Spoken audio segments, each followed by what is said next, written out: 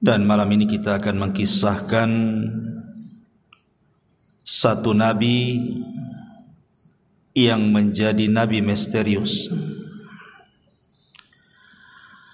Siapa dia?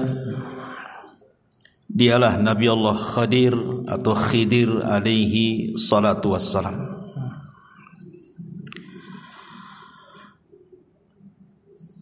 Nabi Khidir ini menarik untuk dibicarakan sebab menjadi polemik para ulama. Apakah dia masih hidup sampai sekarang ataukah dia sudah mati?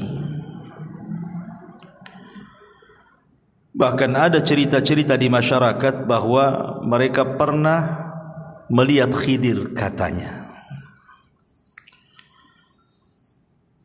Artinya bahwa ini harus didudukkan secara pandangan syar'i.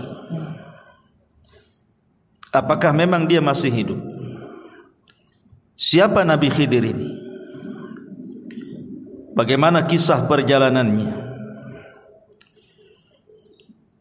Dan diutus kemana beliau? Kemudian akhir hayatnya seperti apa? Kita akan bahas 1 jam ke depan tentang kisah Nabi Allah Khidir alaihi salatu wassalam.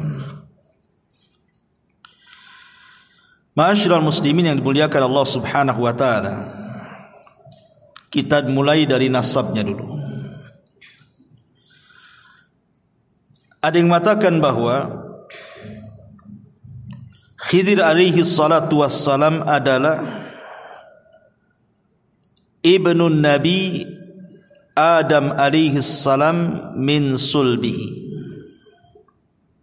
Dia adalah putra langsung daripada Adam. Ada yang mengatakan dia adalah ibnu Qabil min Adam. Dia putra daripada Qabil dan Qabil putra Adam. Ada yang mengatakan dia adalah sibtun Nabi Harun. Dia adalah cucu daripada Nabi Harun dari jalur Al-Is ibn Ishaq ibn Ibrahim. Bahkan ada yang mengatakan dia adalah putranya Fir'aun. Ini saya kan hanya menukilkan pendapat ulama. Bahkan ada yang mengatakan dia adalah anak daripada anak-anak Persia. Bahkan ada juga yang mengatakan dia salah satu turunan dari kaum Nabi Ibrahim yang beriman kepada Ibrahim. Wallahu a'lam mana yang benar satu. Tapi yang jelas bahwa di dalam Al-Quran memang tidak disebut nasabnya, karena Quran sering saya ulang-ulang bukan kitab sejarah. Quran itu kitab hidayah, sehingga hanya mencuplik beberapa kisah untuk diambil pelajaran. Ma'asyiral muslimin yang dimuliakan Allah subhanahu wa ta'ala, ada yang mengatakan namanya adalah Khadrun atau disebut dengan Khidir. Ada yang mengatakan namanya Amir. Ada yang mengatakan namanya Balyan ibnu Malkan. Tetapi kalau kita melihat pada hadis dalam Islam, maksudnya riwayat yang sahih dalam Islam, namanya adalah Khidir. Itulah yang kita kenal berdasarkan hadis Nabi SAW yang dikeluarkan Imam Bukhari. Nabi SAW mengatakan, innama sumiyal khidru atau khadiru li'annahu jalasa ala farwatin bayda fa idza hiya tahtaz min khalfihi hadra. Kata Nabi SAW, sesungguhnya dikasih nama Khidir. Kenapa Khidir diberi nama Khidir?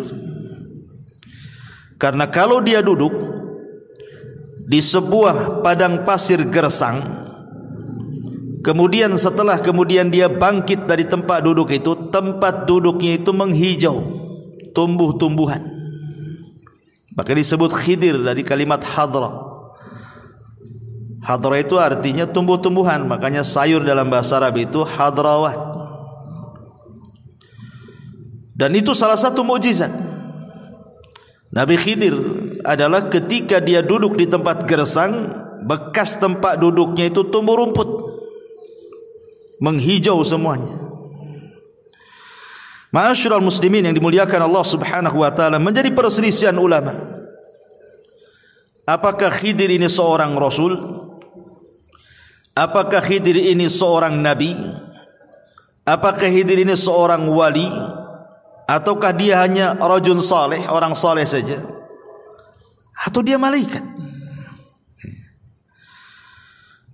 Pendapat yang pertama mengatakan bahwa Khidir itu bukan hanya seorang nabi, tapi juga rasul. Berdalil dengan nanti dalam surah Al-Kahfi yang kita akan bahas. Karena Khidir ini diberikan rahmat, karunia rahmat dan juga ilmu, menunjukkan bahwa rahmat dan ilmu itu tidak diberikan kecuali kepada seorang nabi dan rasul. Tapi ada juga yang mengatakan, dan ini pendapat yang kuat wallahu alam, jumhurul ulama, mayoritas ulama mengatakan Khidir itu nabi, tapi tidak sampai ke level rasul. Karena setiap rasul itu nabi, tapi setiap nabi belum tentu rasul. Nanti kita akan jelaskan. Ada juga yang mengatakan bahwa Khidir itu wali, dan ini banyak diyakini oleh orang-orang yang menisbatkan kepada sufi, orang-orang sufi, orang-orang tasawuf, dan juga orang-orang Syiah. Mereka cenderung mengatakan Khidir itu bukan nabi tapi wali, tapi derajatnya lebih tinggi di atas nabi. Dalilnya apa? Karena Nabi Musa belajar kepada Khidir, menunjukkan Khidir lebih tinggi dibandingkan Musa, karena Musa belajar sama dia masalahnya. Sehingga mereka membuat kaedah bahwa Khidir itu wali, dan wali itu lebih tinggi dibandingkan nabi gitu. Nanti kita akan bantah. Saya sebutkan pendapat-pendapat dulu. Kemudian yang keempat, Khidir itu malaikat yang menjelma dalam bentuk Bani Adam. Dan juga ada yang mengatakan dia hanya orang biasa tapi soleh. Tapi sekali lagi pendapat yang kuat wallahu alam, Khidir itu seorang nabi, tapi tidak sampai ke rasul, tapi di atasnya wali. Karena nabi itu di atasnya wali. Dalil bahwa Khidir ini seorang nabi, pertama mukjizat, tentu mukjizat. Yang tadi saya katakan di antara mukjizatnya, kalau Khidir itu duduk di sebuah tempat yang gersang, kemudian dia pergi menghijau tuh tempat duduknya, dan itu mukjizat. Kemudian dalil yang kedua, nanti kalau kita berkisah setelah ini tentang bagaimana pelajaran Khidir yang ditampakkan kepada Nabi Musa, seperti melobangi kapal, membunuh anak kecil, membenarkan bangunan yang hampir roboh. Tidak mungkin Khidir ini melakukan itu pandai-pandai dia, kan begitu. Tentu ada wahyu. Seperti membunuh orang. Membunuh tidak boleh. Berarti ketika Khidir membunuh ini karena ada perintah Allah Subhanahu wa taala. Artinya dia seorang nabi mendapatkan wahyu. Bagi orang yang mengatakan wali itu karomah, karena sering saya katakan bahwa keanehan di dunia ini ada berapa? Ada 5 atau 6 ya. Pertama mukjizat. Mukjizat ini diberikan kepada siapa? Para nabi. Yang kedua karomah, diberikan kepada para wali. Yang ketiga maunah, diberikan kepada orang biasa yang saleh. Kemudian yang keempat, sihir, diberikan kepada para dukun, para bomo paranormal. Dan yang terakhir, al-ihana. Ihana itu keanehan tapi untuk menghinakan. Seperti ketika Musailamah al-Kadzab didatangi orang yang buta sebelah, kemudian minta mata yang buta sebelah itu disembuhkan. Datang dia kepada Musailamah Al-Kadzab, si nabi palsu itu. Karena yakin dia seorang nabi bisa menyembuhkan, diludahi sama Musailamah. Akhirnya dua-duanya buta. Bukannya sembuh, buta dua-duanya. Itu kan dalam rangka ihanah, ya, merendahkan. Itulah 5 keanehan yang terjadi.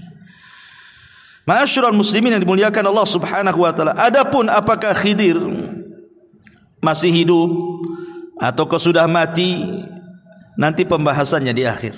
Kita akan masuk pada kisah Nabi Khidir yang saya kutip dari surah Al-Kahfi. Ma'asyiral muslimin yang dimuliakan Allah Subhanahu wa taala. Disebutkan dalam Sahih Bukhari, jadi satu hari Nabi Khidir ini dia pernah berceramah menjadi khatib di tengah-tengah Nabi Musa. Jadi satu hari Nabi Musa alaihi salatu wassalam sedang menjadi khatib di tengah-tengah Bani Israel. Tiba-tiba kemudian adalah yang hadir di situ bertanya kepada Nabi Musa, "Ya Musa, ada enggak manusia yang lebih alim dibandingkan engkau?" Tiba-tiba Musa mengatakan, "Tidak ada." Musa bukan sombong, tidak. Walaupun kenyataannya memang tidak ada orang alim di zaman itu melebihi Musa, kan begitu. Tapi Musa ini manusia, ada sisi sifat kemanusiaannya lupa. Harusnya dia mengatakan Allahu a'lam. Artinya menasabkan ilmu kepada Allah Subhanahu wa taala. Ataupun mengucapkan insyaallah tidak ada. Tapi dia mengatakan tidak ada orang alim melebihi diriku, katanya. Dari kalimat ini akhirnya Allah Subhanahu wa taala menjawab dari langit bahwa ada orang yang lebih alim, yang punya ilmu yang kau tak punya. Kemudian Allah Subhanahu wa taala merintahkan Nabi Musa untuk berangkat mencari orang yang dimaksud Allah. Maksudnya mencari Khidir alaihi salam. Lah dengan berangkatnya Musa mencari Khidir menunjukkan Musa tidak sombong. Sebab kalau sombong ngapain dia datang? Ketika kemudian dia mencari Khidir itu menunjukkan tawadhu'nya, bahwa dia ingin mencari juga ilmu. Tidak hanya mencukupkan ilmu yang dia miliki, dia pun ingin menambah. Dari sini kata para ulama, ada dalil tentang pensyariatan rihlah li talabul ilmi. Rihlah itu maksudnya melakukan safar, perjalanan untuk menuntut ilmu. Dan itu kebiasaan para nabi, kebiasaan para sahabat, bahkan kebiasaan para ulama. Lihat Imam Ahmad keliling dunia itu sampai 2 kali. Sampai dikatakan Tafa Ahmad marrataini hatta jama'al musnad. Imam Ahmad itu keliling dunia mencari ilmu sampai berhasil mengumpulkan musnad. Buku hadis tertebal itulah buku musnadnya Imam Ahmad. Entah berapa ribu hadis yang dicatat oleh Imam Ahmad dalam musnadnya itu. Imam Bukhari, Imam Muslim, Abi Dawud, Tirmidzi, seluruh para ulama, mereka rihlah dari satu negara ke negara berikutnya. Bahkan sebelum mereka juga para sahabat. Contoh saja umpamanya Jabir bin Abdullah radhiyallahu an, itu tinggal di kota Madinah. Dia mendengar hadis Nabi SAW, tapi tidak dari orang yang langsung mendengar kepada Nabi. Orang yang mendengar langsung kepada Nabi itu ada di Syam orangnya, namanya Abdullah ibn Unais. Dia ingin memastikan apakah betul Abdullah ibn Unais itu mendengar hadis yang ia dengar dari penduduk Madinah. Berangkat dia, perjalanan 1 bulan, pulang pergi 1 bulan, 2 bulan lah pulang pergi jadinya, hanya untuk memastikan 1 hadis saja itu. Artinya bahwa rihlah para ulama itu luar biasa. Mereka harus mengeluarkan biaya, waktu, tenaga. Kita ini muhajirin itu kalau di Batam ini gak terlalu jauh, tapi sedikit yang datang kemari. Ya, nggak tahu kalau setelah ngaji diajak makan, tak tahu ya. Tapi yang jelas bahwa menunjukkan himmah thalabul ilmi di zaman sekarang ini kurang sekali. Entah kenapa, apa sibuk dengan dunia, sibuk dengan handphone, wallahu alam. Tapi yang jelas bahwa himmah, semangat thalabul ilmi di zaman dulu itu luar biasa, karena ilmu dan para penuntutnya dihargai. Tapi zaman sekarang sudah ilmu tidak dihargai, para penuntutnya tidak dihargai, ustadznya pun tidak dihargai. Makanya itu menjadi malas untuk belajar. Taib. Kemudian setelah itu Musa alaihi salatu wassalam mengajak pembantunya namanya Yusha ibn Nun. Dan begitu para nabi selalu bawa pembantu. Ketika Nabi SAW berdakwah ke Taif, siapa yang dibawa? Zaid ibn Harith, untuk membantu Nabi dalam berdakwah. Sebagaimana Rasul mengambil Zaid ibn Harith, maka Musa mengambil Yusha ibn Nun yang kelak akan menjadi penerusnya. Setelah Musa meninggal, Harun meninggal, Yusha inilah yang akan memimpin Bani Israel untuk mengambil alih Baitul Maqdis. Bahkan Musa juga tidak berhasil, karena dia keburu meninggal di Ardut Tih, di bumi Tih, karena pembangkangan Bani Israel.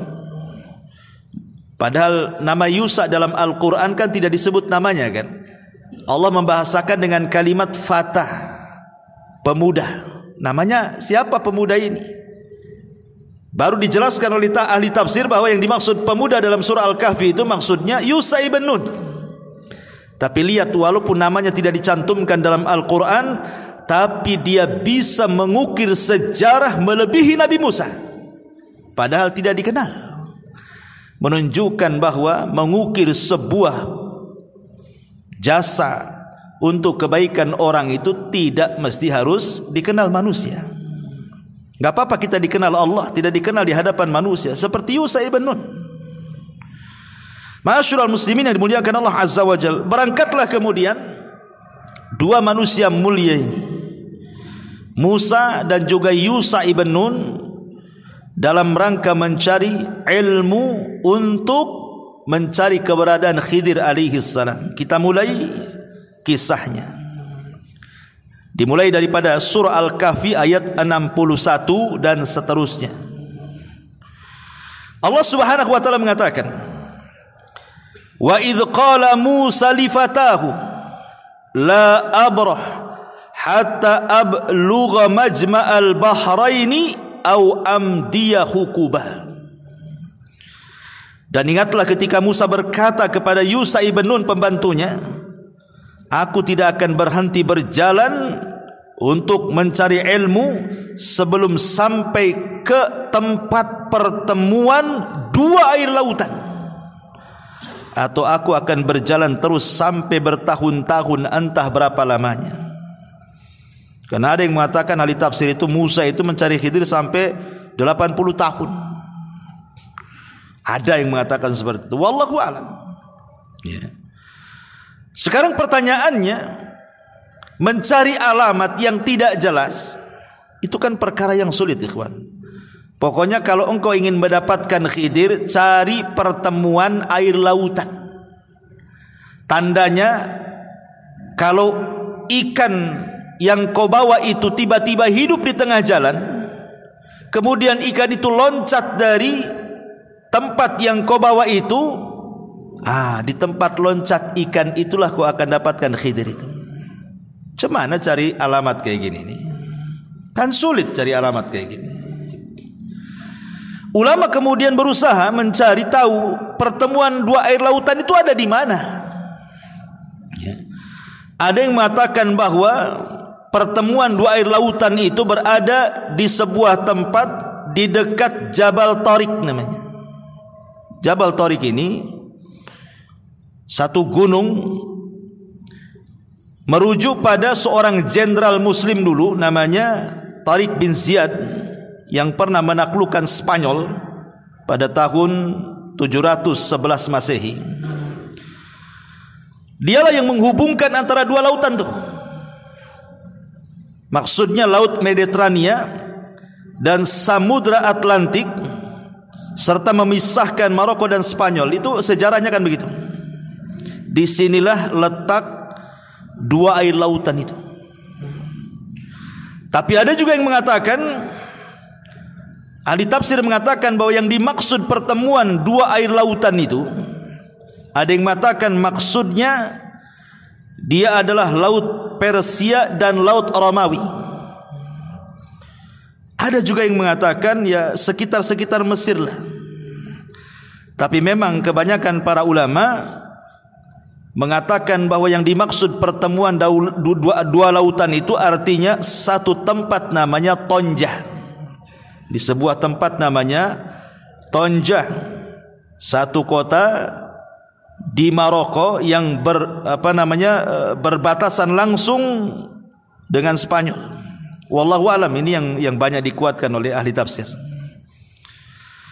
Ma'asyiral muslimin yang dimuliakan Allah Azza wa Jalla, dan itu juga disebutkan oleh Al-Imam Al-Baghawi rahimahullahu taala. Intinya bahwa ketika Nabi Musa alaihi salatu wasallam berjalan dengan Yusa itu, pokoknya Nabi Musa mengatakan kepada Nabi Yusa, pokoknya kita berjalan terus sampai menemukan dua pertemuan air lautan. Kalau kita tidak ketemu nih, terus sampai dapat, katanya. Lihat bagaimana himmah thalabul ilminya Nabi Musa itu mencontohkan kepada kita, tidak akan berhenti walaupun sampai kapan, katanya. Kenapa? Karena ini perintah Allah masalahnya. Musa tidak akan pulang sampai betul-betul misinya berjumpa dengan Khidir ketemu. Bagaimana Musa mengajarkan kepada kita ketaatan kepada perintah Allah Azza wa Jalla. Karena waktu kemarin kita mengkisahkan tentang kisah Nabi Yunus alaihi salatu wasalam, Yunus ini kenapa ditelanikan? Karena dia meninggalkan kaumnya sebelum Allah perintahkan. Makanya akhirnya kemudian Allah menghukum Yunus dan memasukkan ke perut ikan. Lah Nabi Musa alaihi salatu wasalam, dia tidak mau membangkang perintah Allah. Makanya dia terus berjalan sampai Allah mengatakan falamma balagha majma'a bainihima nasiyahu tahuma fattakhadha sabilahu fil bahri saraba. Maka ketika mereka sampai ke pertemuan dua laut itu, mereka lupa ikannya, lalu ikan itu melompat mengambil jalannya ke arah laut itu. Disebutkan dalam Sahih Bukhari, kan kisah Khidir kan disebutkan dalam Sahih Bukhari itu panjang juga tuh. Jadi ketika Nabi Musa alaihi salatu wasallam dengan Nabi Yusa ini berjalan, rupanya kan mereka ingin istirahat. Ketika istirahat itulah keduanya tertidur. Yang terbangun pertama adalah Yusa ibn Nun. Kemudian Yusa ibn Nun melihat keanehan. Kenapa? Karena ikan yang sudah dibakar itu, mungkin ikan asin lah, semacam ikan asin itu, ikan mati, ikan siap santap sebenarnya. Karena Musa itu kan memang anak Mesir ya, biasa makan ikan di sana. Tiba-tiba kemudian ikan yang mati yang sudah terpanggang itu, siap makan itu, tiba-tiba hidup ikan itu. Dan ini mukjizat. Menghidupkan ikan mati ini kan mukjizat namanya. Lah ketika hidup loncat pula ikan itu, kemudian masuk ke genangan air di situ. Tapi tidak pergi dari situ, hanya putar-putar di genangan air itu saja. Yusa ibn Nun ini melihat itu, aneh gitu, kok bisa terjadi seperti itu. Ketika kemudian Musa bangun, Yusa ibn Nun lupa mau menceritakan peristiwa itu. Kata Musa, ayo kita lanjutkan perjalanan, katanya. Yusa lupa, Yusa ibn Nun itu, bahwa itu tandanya kan begitu. Kalau ikan itu loncat dari tempat, nah itulah Khidir di situ kan. Lupanya lupa dia. Kata Nabi Musa, ayo kita lanjutkan perjalanan. Ayo, kata Yusa.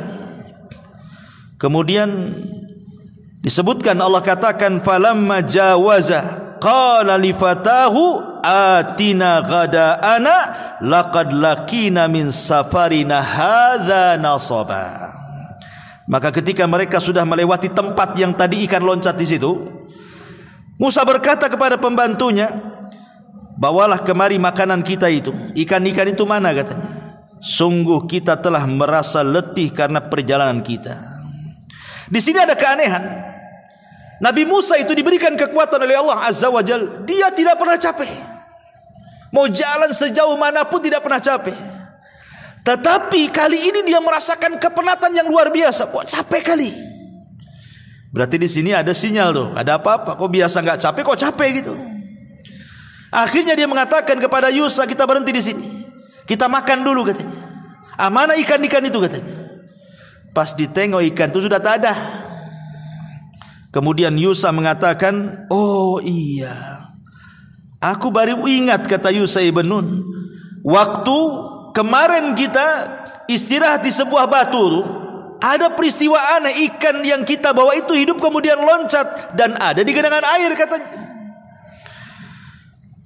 Makanya Allah mengatakan, qala ara'aita idh awaina ila as-sakhrati fa inni nasitul hut wa ma ansanihi illa syaitan an adhkurahu wattakhadha sabilahu fil bahri ajaba. Lalu Yusa ibn Nun mengatakan, tahukah engkau ketika kita mencari tempat berlindung di batu itu, wahai Musa, aku lupa menceritakan tentang ikan itu katanya, dan tidak ada yang membuat aku lupa untuk mengingatnya kecuali setan, dan ikan itu mengambil jalannya ke laut dengan cara yang aneh sekali katanya. Apa kata Musa? Musa mengatakan, itu yang benar, ayo kita balik lagi ke situ katanya. Senang Nabi Musa karena sudah ada titik terang di mana keberadaan Khidir dan pertemuan dua air lautan itu. Ma'asyiral muslimin yang dimuliakan Allah Subhanahu wa taala, di sini ada pelajaran besar bahwa seorang murid dan guru itu tetap harus punya kesabaran. Lihat sabarnya Nabi Musa, tidak menyalahkan Khidir kan? Tidak menyalahkan Yusa ibn Nun. Karena lupa kan gitu. Ketika dia melihat ikannya loncat, harusnya disitulah Yusa memberitahu Musa kan, di sini tempatnya. Tapi karena dilupakan setan, akhirnya mereka pun jauh kali sudah meninggalkan batu itu, baru ingatkan itu. Tapi Musa tak marah.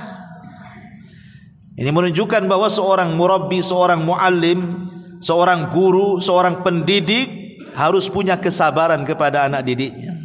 Seperti Musa alaihi salatu wassalam di sini. Ma'asyiral muslimin yang dimuliakan Allah Subhanahu wa taala, ketika sampai di batu itu, tiba-tiba kemudian Musa dan Yusa ini melihat ada orang yang berbaju tebal, longgar, lebar, ya. Sebagaimana disebutkan dalam hadis Bukhari, falamma intahaya ila sakhrati idza rajulun musajjin bi thawbin. Kata Nabi SAW, ketika keduanya Yusa dan juga Musa ini sampai di batu itu, tiba-tiba ada seorang laki-laki yang menggunakan pakaian sangat longgar sekali. Fasallama Musa, maka Musa pun mengucapkan salam, assalamualaikum. Faqala Khidir, rupanya Khidir itu di depan dia. Khidir mengatakan, wa anna bi ardikas salam. Bagaimana cara mengucapkan salam di negerimu? Seolah-olah Khidir aneh gitu, kok ada mengucapkan salam di negeri dia, nggak ada orang mengucapkan salam tuh. Kemudian Khidir tanya, siapa kamu? Maka Musa mengatakan, ana Musa, saya ini Musa. Kata Khidir, Musa siapa? Kata Nabi Musa, Musa Bani Israel. Baru ngeh dia, oh kamu Musa Bani Israel. Dari sini menunjukkan apa? Khidir itu tidak tahu yang gaib. Sebagaimana prasangka sebagian orang terhadap Khidir itu, bahwa Khidir itu manusia yang punya ilmu laduni, mampu menerawang, mampu melihat hal-hal gaib. Menebak Nabi Musa aja tak bisa. Siapa kamu? Kalau dia memang tahu yang gaib kan sudah tahu, oh kamu Musa aja Bani Israel. Kenapa mesti tanya dulu? Ya. Dari sini menunjukkan bahwa Khidir itu juga sama dengan yang lainnya, tidak tahu yang gaib kecuali yang Allah beritahukan saja. Karena kegaiban itu hanya milik Allah Subhanahu wa taala. Lah dari sini setelah kemudian Musa betul-betul berjumpa dengan Khidir, maka Musa mengatakan, Allah katakan, qala lahu Musa, hal attabi'uka ala an tu'allimani mimma ullimta rusyda. Musa berkata, bolehkah aku mengikutimu agar engkau mengajarkan kepadaku ilmu yang benar yang telah diajarkan kepadamu untuk menjadi petunjuk bagiku, katanya. Di sini ada pelajaran adab. Seorang pelajar, seorang thalabatul ilmi, Kalau hendak meminta ilmu pada seorang guru ya harus beradab. Lihat Nabi Musa aja beradab. Padahal secara kedudukan Musa itu jauh di atas Khidir. Bagaimana tidak jauh di atas Khidir? Dia bukan hanya seorang nabi, dia bukan hanya seorang rasul, dia adalah kalimur rahman, dia adalah ulul azmi minar rusul, dan dialah nabi yang paling masyhur dari seluruh nabi-nabi Bani Israel. Dan turun Taurat padanya. Khidir tidak ada kitab turun kepada dia. Tapi karena Musa berhajat ingin mengambil ilmu Khidir, maka dia beradab, meminta dengan sangat lembutnya dan mengatakan, bolehkah aku mengikutimu agar engkau mengajarkan kepadaku ilmu yang benar yang telah Allah ajarkan kepadamu supaya menjadi petunjuk bagiku, katanya. Subhanallah. Bagaimana Musa beradab. Dari sini kata para ulama, la yambulu ar-rajulu, la yambulu ar-rajulu, orang itu belum dikatakan cerdas kecuali dia bisa mengambil ilmu ala man fauqahu wa ala man dunahu wa ala man siwahu, kecuali dia bisa mengambil ilmu dari orang yang di atas dia, dari orang yang di bawah dia, atau dari orang yang setara dengan dia. Itu baru cerdas orang itu. Ma'asyiral muslimin yang dimuliakan Allah Azza wa Jalla. Dan di sini juga ada pendalilan yang salah yang saya katakan tadi. Ada sebagian orang menganggap bahwa wali itu lebih tinggi dibandingkan nabi. Buktinya apa? Khidir menjadi gurunya Nabi Musa. Berarti wali itu lebih tinggi dibandingkan para nabi. Kita katakan nabi lebih tinggi dibandingkan wali. Nabi itu lebih tinggi dibandingkan wali. Dari mana kita tahu?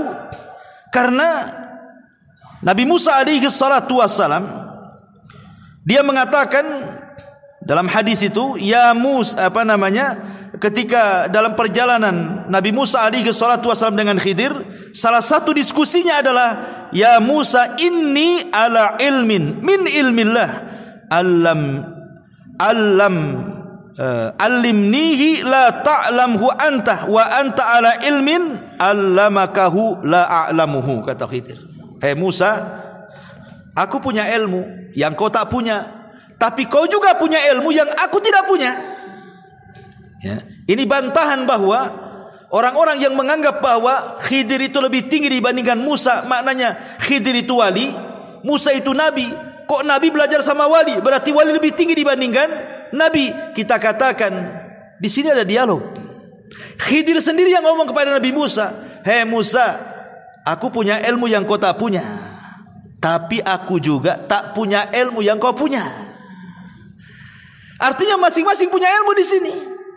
Kecuali kalau memang Musa tidak punya ilmu kecuali Khidir yang punya, itulah. Ini kan masing-masing punya ilmu. Dan kita tidak ragu lagi bahwa ilmu yang dimiliki Nabi Musa jauh lebih banyak dibandingkan ilmu yang diberikan kepada Khidir. Karena dia seorang nabi, ulul azmi, lebih mulia dibandingkan Khidir alaihi salam. Tetapi Khidir memberikan syarat dan mengatakan, qala innaka lan tastati'a ma'iya sabra. Sungguh engkau tidak akan sabar kalau belajar sama saya, katanya. Tidak usahlah, kau enggak akan sabar. Ya. Apa kata Nabi Musa? Wa kaifa tasbir ala ma lam tuhit bihi khubra. Bagaimana engkau bisa mengatakan seperti itu? Kan belum dicoba. Aku belum belajar kok kamu sudah mengatakan seperti itu, katanya. Kemudian Nabi Musa meyakinkan kepada Khidir dan mengatakan, satajiduni insyaallah sabira wala a'silaka amra. Insyaallah akan engkau dapati aku termasuk orang yang sabar dan aku tidak akan menentangmu dalam urusan apapun. Itu janjinya Nabi Musa. Saya akan sabar, apapun yang kau ajarkan saya terima. Di sini ada faedah apa? Seorang talabul ilmi harus punya kesabaran. Kalau tidak punya kesabaran tidak akan dapat ilmu itu. Makanya Yahya bin Abi Katsir mengatakan apa? Ilmu itu tidak akan didapat birahatil jismi, dengan istirahatnya badan. Antum kalau duduk tidur nggak akan dapat ilmu. Tapi antum kalau datang ke majelis taklim, mendengarkan atau beli buku, baca buku atau dengerin YouTube ustaz-ustaz yang sedang ceramah, baru dapat ilmu. Kalau kelayapan ke sana kemari, kuliner ke sana kemari, ilmu ya ilmu kuliner dia dapat lah. Tapi ilmu agama dia tak akan dapat. Kemudian fantalaqa, Khidir mengatakan, fa inittaba'tani. Ini syarat yang harus dipegang Nabi Musa. Jika engkau mengikutiku, kata Khidir, fala tas'alni an syai'in, jangan pernah menanyakan sesuatu kepadaku, hatta uhditsa laka minhu dzikra, sampai aku yang menerangkannya. Kau diam saja, kau lihat saja. Awas kalau kau bertanya, kata Khidir. Dari ancam duluan tuh. Fantalaqa hatta idza raqiba fis safinati kharaqaha. Ini pelajaran pertama nih. Berangkatlah dua manusia mulia dan juga Yusha ibn Nun ini, bertiga berarti kan, dalam satu perahu. Dalam hadis Bukhari, ketika pemilik perahu itu melihat Khidir, rupanya kenal bahwa Khidir ini orang mulia di tengah-tengah mereka, makanya ketika naik perahu tidak usah bayar. Jadi nggak ada bayar, langsung naik saja Nabi Musa itu dengan Khidir di situ. Di tengah perjalanan, di tengah-tengah lautan itu, sambil berbincang-bincang Musa dengan Khidir, tiba-tiba melihat burung. Burung itu tiba-tiba menukik ke lautan, kemudian mengambil sebagian kecil air dengan paruhnya, kemudian naik lagi, kemudian hinggap di ujung perahu.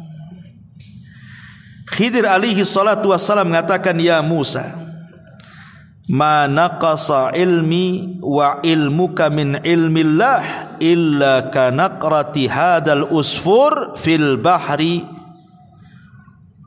Lihat Musa, tuh burung tuh yang nuki, kemudian ngambil air dengan paruhnya, kemudian terbang lagi.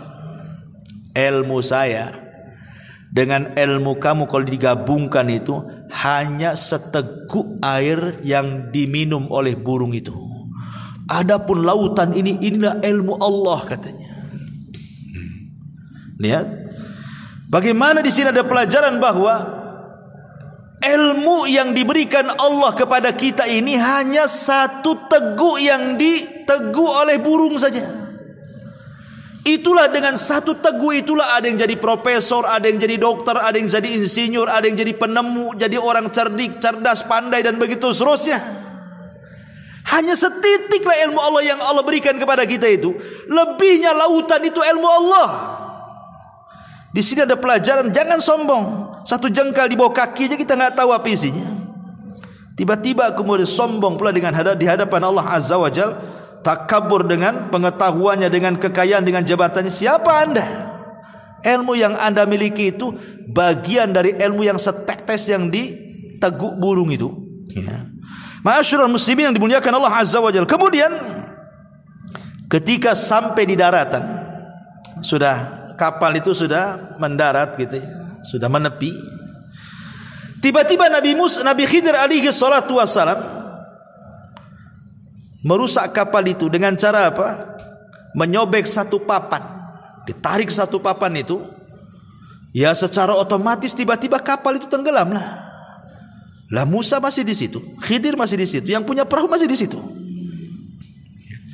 Apa kata Nabi Musa alaihi salatu wassalam? Qala akharaqtaha litughriqa ahlaha laqad ji'ta syai'an amra, kata Nabi Musa. Sungguh engkau telah berbuat sesuatu yang salah besar, wahai Khidir. Kenapa kau bolongi perahu ini, katanya? Apakah kau akan menenggelamkan pemiliknya? Padahal dia di sana juga. Musa tidak mengatakan apakah kau akan menenggelamkan kapalnya, tidak. Tapi apakah kau akan menenggelamkan pemiliknya?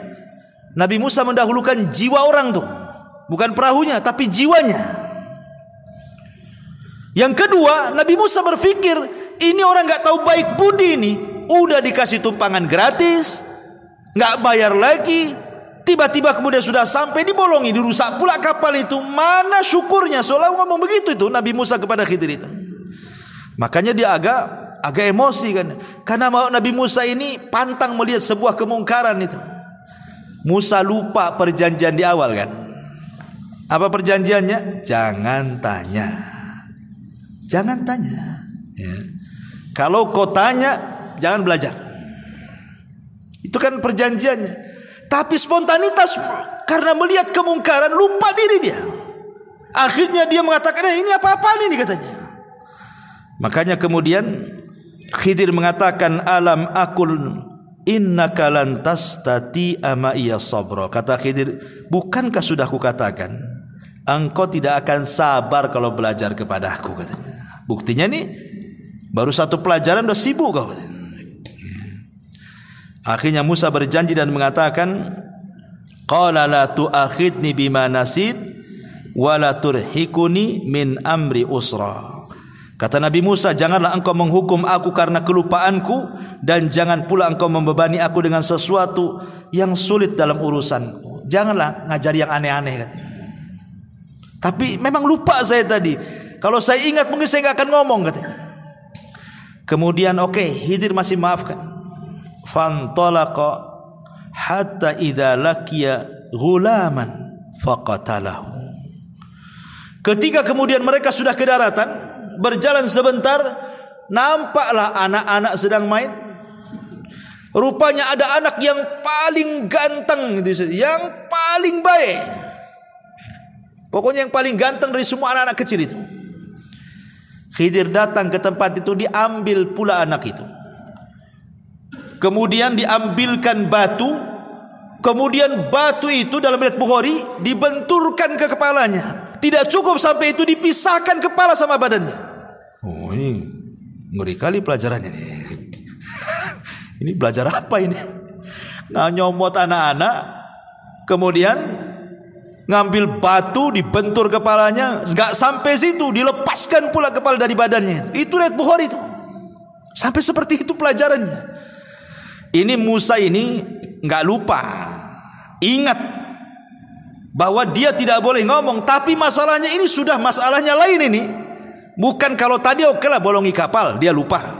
Dia ingat tidak boleh banyak ngomong. Tapi masalahnya kemungkaran ini bukan kemungkaran kecil, bunuh orang. Musa marahlah. Dia mengatakan apa?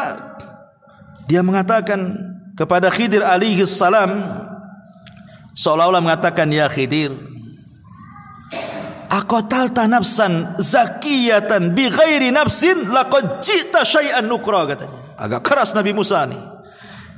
Kalau tadi keras memang lupa dia kan dengan aturan belajar. Ini dia ingat dia. Tapi dia enggak sabar. Ini mana ada pelajaran bunuh-bunuh orang nih.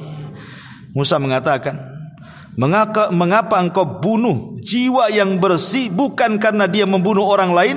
Sungguh engkau telah melakukan sebuah perbuatan yang sangat-sangat mungkar, menghabisi nyawa orang. Apalagi yang kau habisi itu anak gak punya dosa, belum balik. Salah apa dia? Macam mana kau bisa bunuh anak ini? Lo belum balik, belum punya dosa, kenapa kau bunuh? Ketika Musa ngangkat suara, Khidir lebih ngangkat lagi suaranya. Dia angkat lagi, sama-sama ngangkat nih. Apa kata Khidir? Qala alam aqul laka. Kalau tadi innaka, ini laka. Pakai laka lagi. Dalam bahasa Arab artinya laka ini lebih keras daripada kalimat innaka.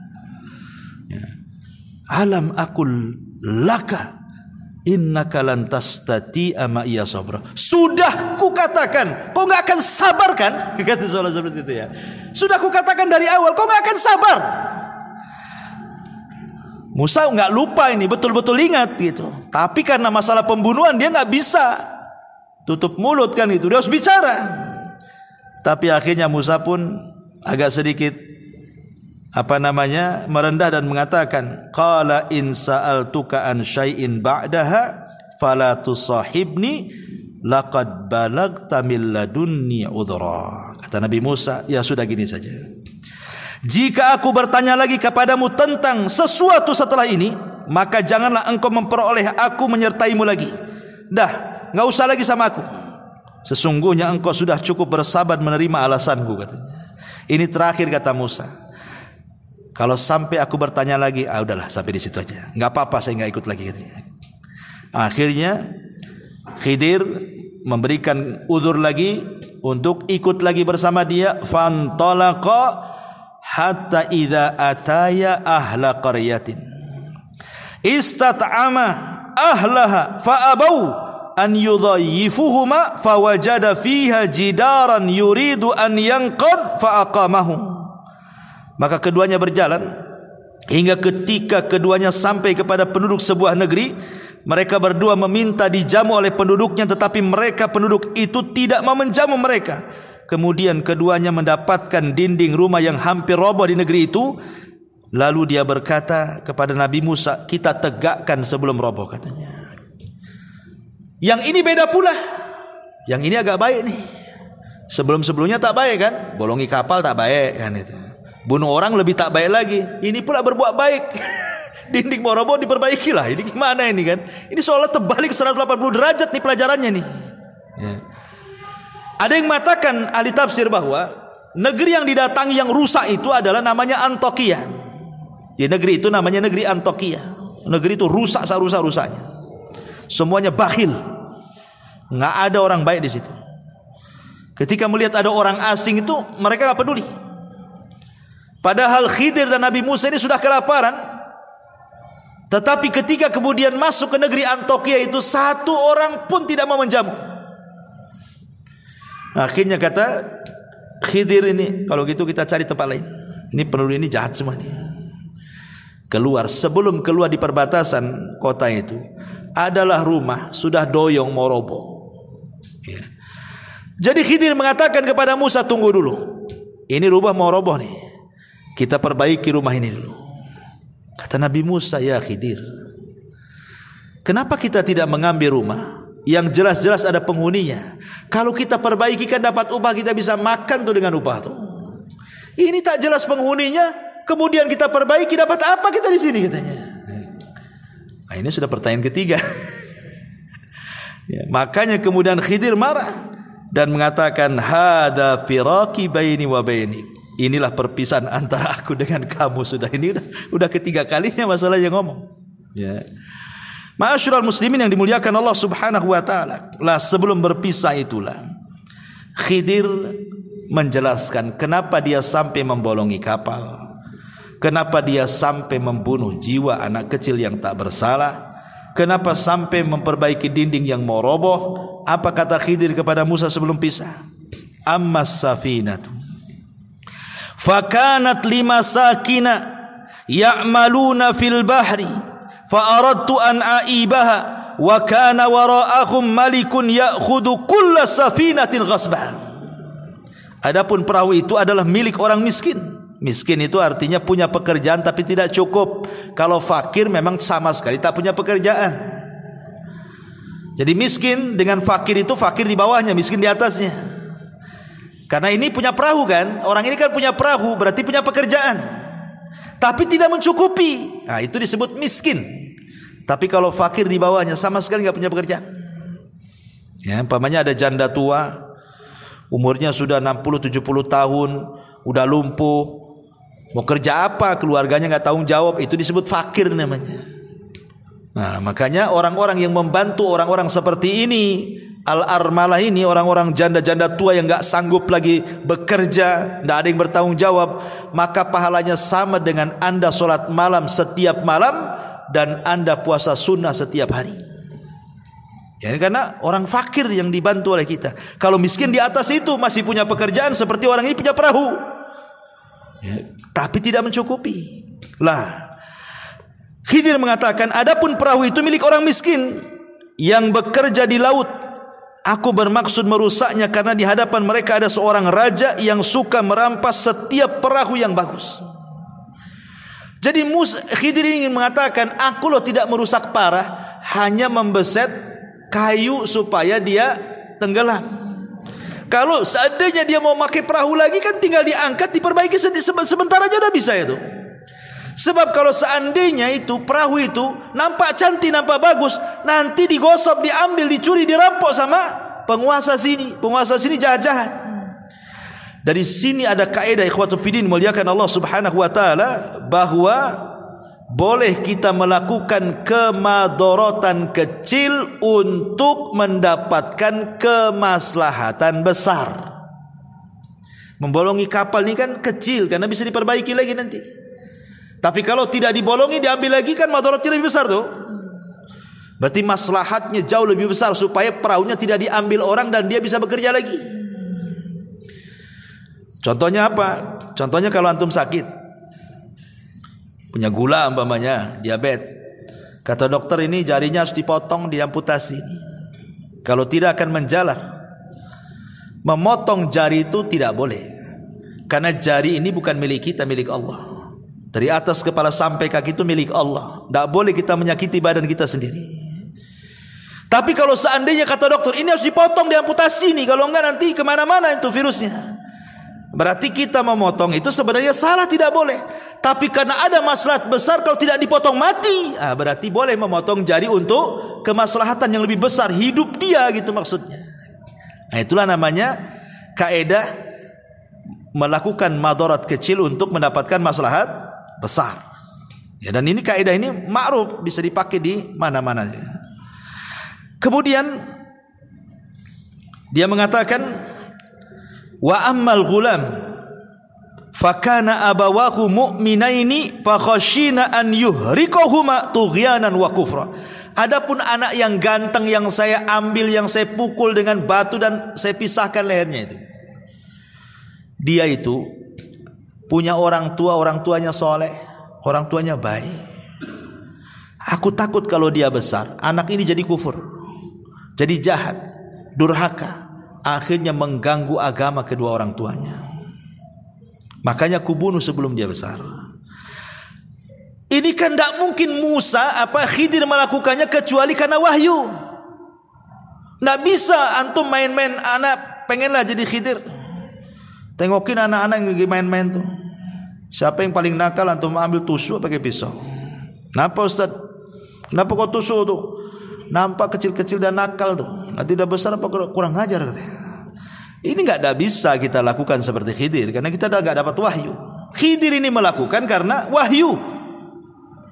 Dan ini juga ada dalil bahwa bagaimana Allah mengatakan wa asa an tuhibbu syai'an wa huwa syarrul lakum wa asa an takrahu syai'an wa huwa khairul lakum. Terkadang yang kita anggap baik buruk pula di sisi Allah. Terkadang apa yang kita anggap buruk baik pula di sisi Allah.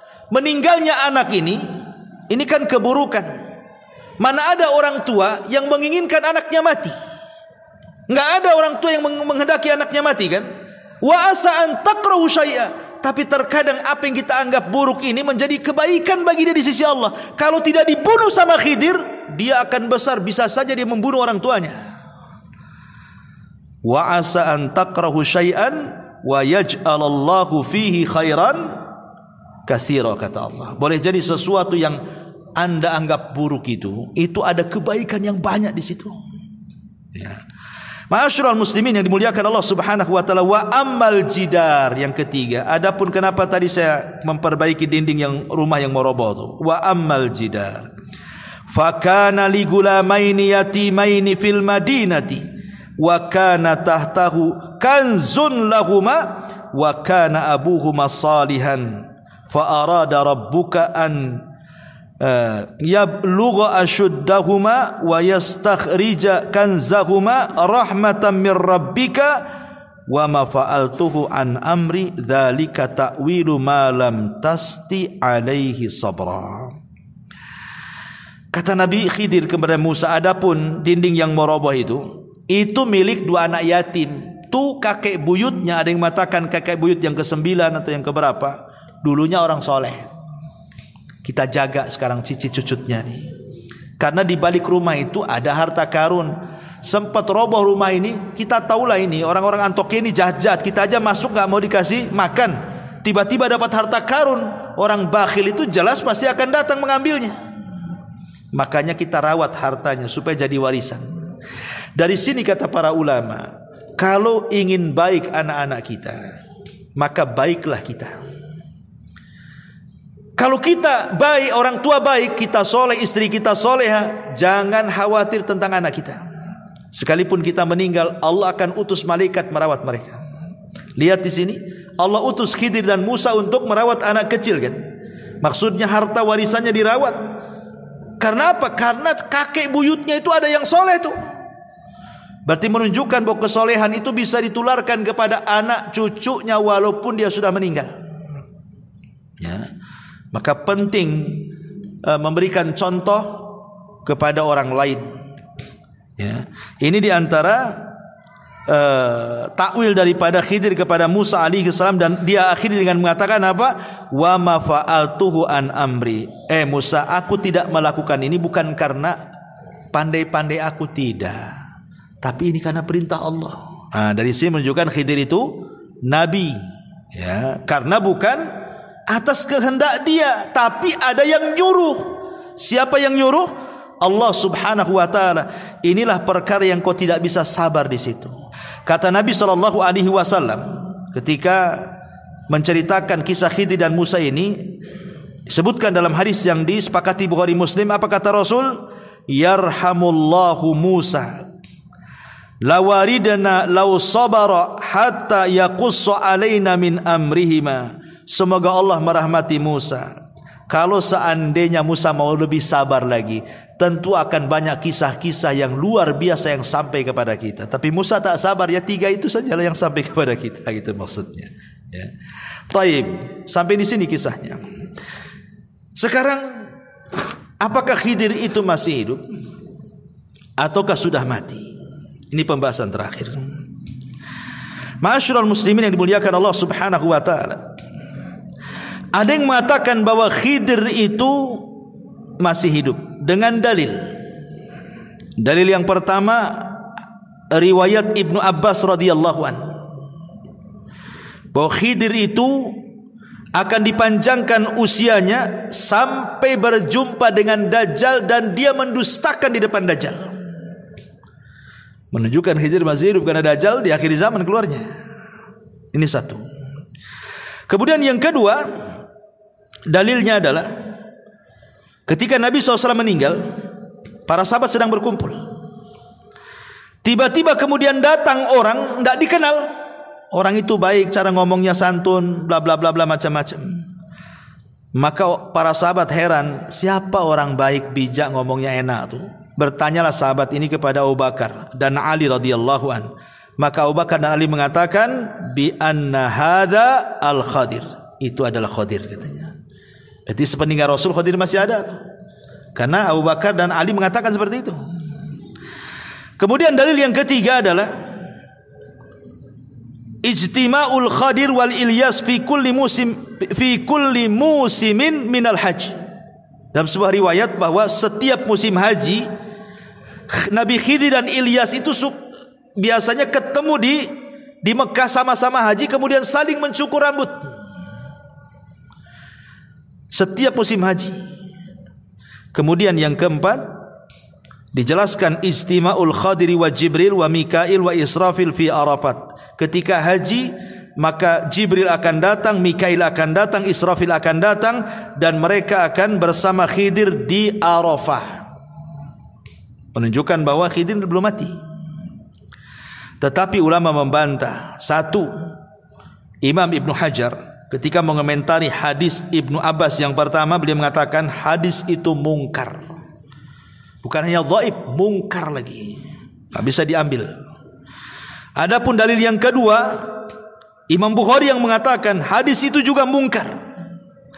Adapun yang ketiga, Imam Ibnu Hajar mengatakan ada 2 orang yang matruk, ditinggalkan riwayatnya. Adapun hadis yang keempat juga disebutkan oleh Imam Ibnu Hajar tentang berkumpulnya Khidir, Jibril, Mikail dan Israfil di Arafah itu. Hadis itu maudhu, palsu. Dan banyak riwayat-riwayat hampir seluruh yang mengatakan Khidir itu masih hidup, tidak ada yang sahih riwayatnya. Dan pendapat yang kedua, Khidir itu sudah meninggal. Dan ini perkataan Imam Bukhari, pendapat Ibnu Al-Jauzi, pendapat Abul Husain, pendapat ulama-ulama salaf yang lainnya. Dalilnya satu, firman Allah surah Al-Anbiya ayat 34 Allah mengatakan wa ma ja'alna li basyari min qablikal khulda afa immitta fahumul khalidun. Kami tidak menjadikan hidup abadi bagi seorang manusia pun sebelum kamu. Maka jika kamu mati, apakah mereka kekal? Ya enggak lah. Tidak ada yang kekal, kata Al-Quran. Maka Khidir masuk pada ayat ini. Dalil yang kedua adalah surah Al-Imran ayat 81. Ketika Allah menjelaskan tentang perjanjian para nabi, kalau Allah mengutus Muhammad, mereka akan menolongnya. Mereka akan berusaha masuk ke agamanya dan begitu seterusnya. Baca dalam surah Al-Imran. Kata Ibnu Katsir ketika memberikan catatan kepada Al-Imran ayat 81 itu, dia mengatakan faqala Ibnu Katsirin annahu idza kana al-Khadiru hayyan fa huwa yadkhulu fi mitsaqil anbiya fayansuruna nabiyya sallallahu alaihi wasallam min a'daihi. Kalau memang Khidir itu hidup, tentu dia akan masuk pada perjanjian para nabi. Kalau diutus, nabi akan ditolong. Tapi mana buktinya? Saat nabi kalah di perang Uhud, mana Khidirnya? Nggak datang. Saat perang Badar yang Rasul ketakutan luar biasa, jumlah 314 orang melawan 1000 orang, mana Khidirnya? Nggak muncul. Berarti Khidir sudah meninggal. Ya. Padahal kalau memang dia masih hidup, dia harus masuk pada surah Al-Imran 81. Masuk dalam perjanjian setiap para nabi, kalau diutus nabi akan ditolong. Tapi tak muncul-muncul juga. Dan itu senada dengan ucapan Ibnu Taimiyah rahimahullahu ta'ala. Apa kata Ibnu Taimiyah saat ditanya apakah Khidir masih hidup? Kata beliau, "Lau kana al-Khadiru hayyan lawajaba alaihi an ya'tiyan nabiyya sallallahu alaihi wasallam wa yujahidu baina yadayhi wa yata'allama minhu wa qad kana an-nabiyyu sallallahu alaihi wasallam yauma badrin Allahumma intalik hadhihi sabah falan tu'bad abada." Ila akhirih. Kata Imam Ibnu Taimiyah saat ditanya apakah Khidir masih hidup? Kata Ibnu Taimiyah, kalau Khidir hidup, maka Khidir wajib datang menghadap Nabi, berjihad dengan Nabi, belajar kepada Nabi. Sekarang ketika perang Badar, mana Khidir? Kata Ibnu Taimiyah, tak ada.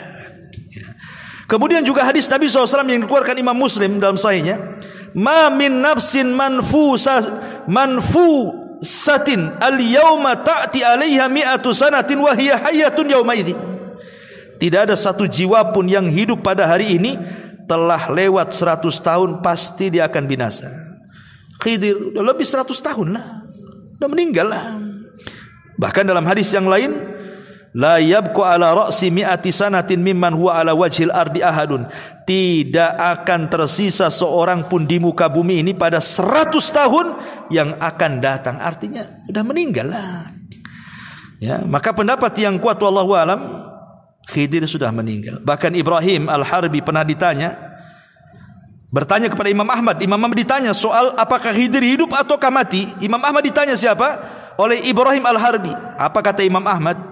Man ahalla ala ghaibin lan yansab minhu wa ma alqa hada illa syaitan. Siapa yang menekuni masalah-masalah gaib klinik, dia tidak akan bisa bersikap proporsional dalam masalah ini. Tidak ada yang membisikkan berita itu kecuali setan, katanya. Nah, itu tegas Imam Ahmad tuh. Kalau ada yang mengatakan Khidir hidup, kata Imam Ahmad, tidak ada yang membisikkan Khidir hidup kecuali setan. Itu Imam Ahmad yang ngomong begitu. Ya. Dari sini kita tahu bahwa Khidir sudah meninggal dunia.